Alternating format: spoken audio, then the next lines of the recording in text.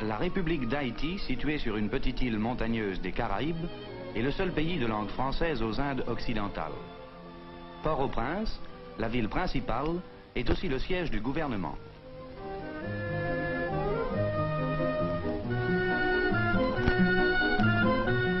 Dans cette contrée tropicale, la population très dense, vivent plus de 3 millions d'habitants.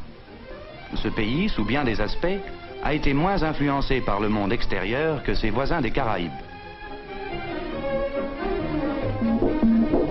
Pendant de longs siècles, l'art folklorique haïtien s'est surtout manifesté dans la danse et la musique.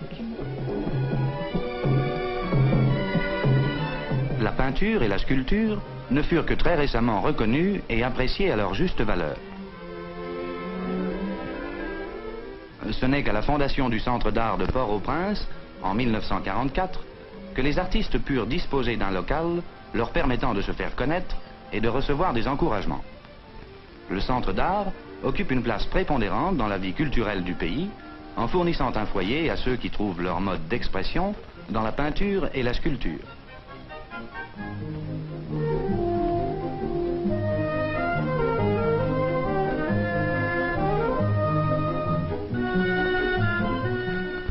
La création de ce paradis est presque entièrement due à un Américain qui vint en Haïti pour enseigner l'anglais, DeWitt Peters.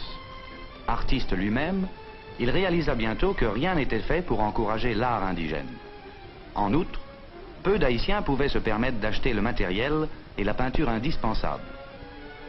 Peters, absolument déterminé à remédier à cet état de choses, y réussit en sollicitant l'aide du gouvernement haïtien et du département d'État américain. Sous leur patronage, le centre fut officiellement ouvert en 1944.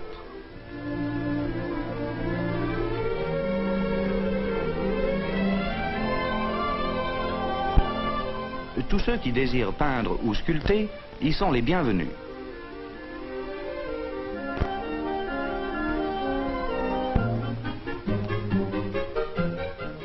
Certains sont des artisans accomplis, aimant à travailler dans une atmosphère appropriée et calme.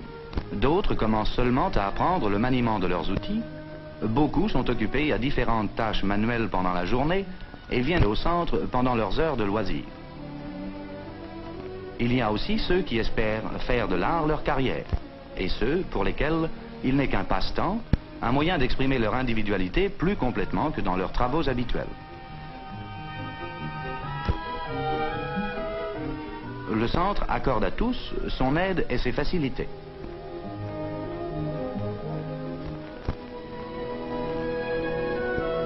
Il dispose de plusieurs instructeurs. L'un d'eux, Maurice Borneau, un enfant du pays, étudie à Paris et aux États-Unis. Il est revenu ici pour enseigner ce qu'il a appris à ses camarades artistes.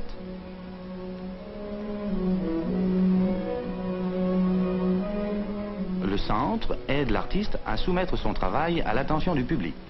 Et les galeries du centre donnent aux profanes la possibilité d'apprécier l'art de leurs compatriotes.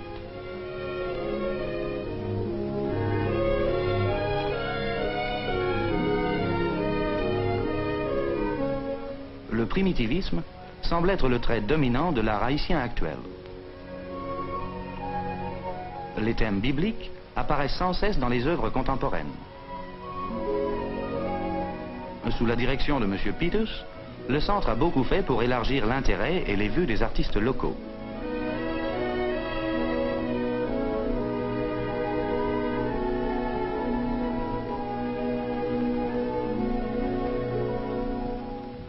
Des hommes comme Aubin et Hector Hippolyte, les meilleurs peintres de l'île, y ont été encouragés et ont reçu une aide précieuse.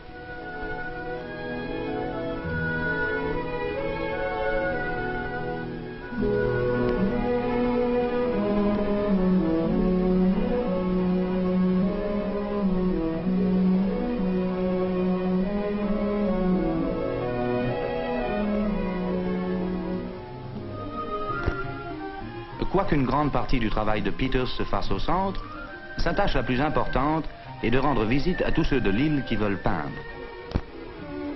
Une grande partie de son temps se passe en déplacement. Au cours des dernières années, des centres annexes ont été établis à travers le pays et Peters est toujours à la recherche de talents nouveaux.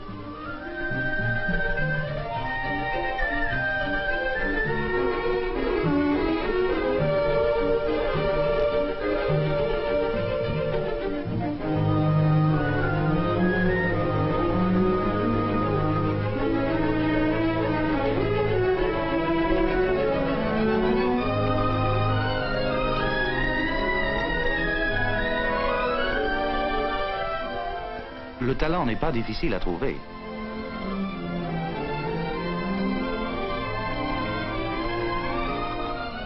Mais fournir à des peintres comme Ferdinand Pierre le matériel nécessaire est un bien plus grand problème.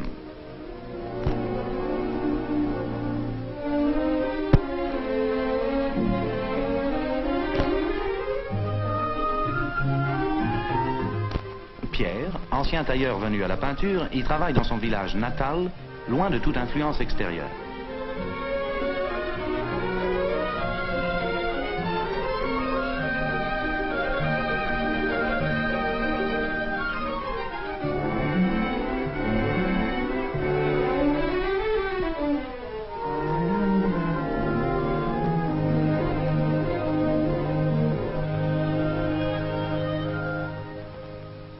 De l'avis de Peters, des artistes comme Toussaint Auguste perdraient de leur simplicité et de leur spontanéité s'ils étudiaient au centre.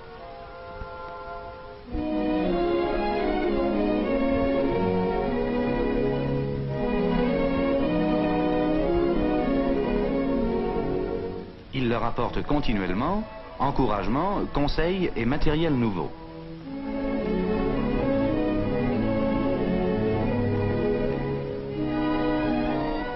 Les peintres haïtiens puisent leur inspiration dans la campagne environnante. Castura Basile, un talent déjà établi, préfère les simples choses qui l'entourent à la vie factice de la ville.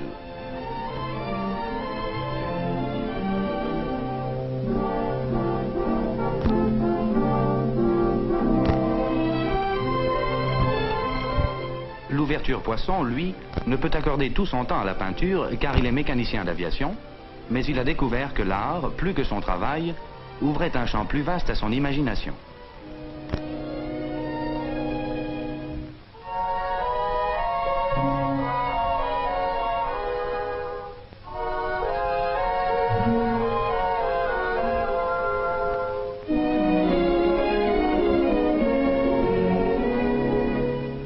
Certains ont atteint le point où ils sont prêts à présenter leurs œuvres au public.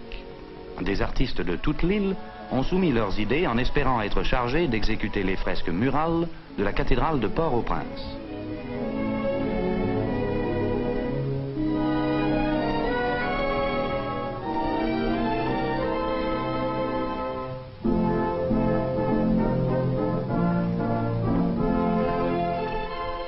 Les organisateurs du centre fournissent de très longues journées de travail.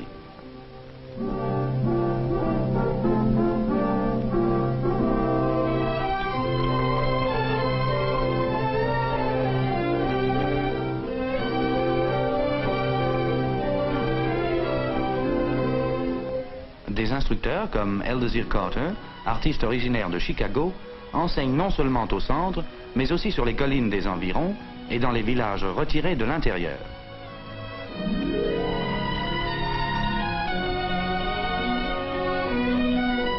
Les promoteurs et les professeurs du centre sont persuadés que l'art constitue un rapprochement certain entre les peuples, puisque les belles choses sont universellement appréciées et que le langage de l'art est international. Le centre artistique d'Haïti joue un rôle important dans la création d'une compréhension meilleure et plus profonde entre les nations.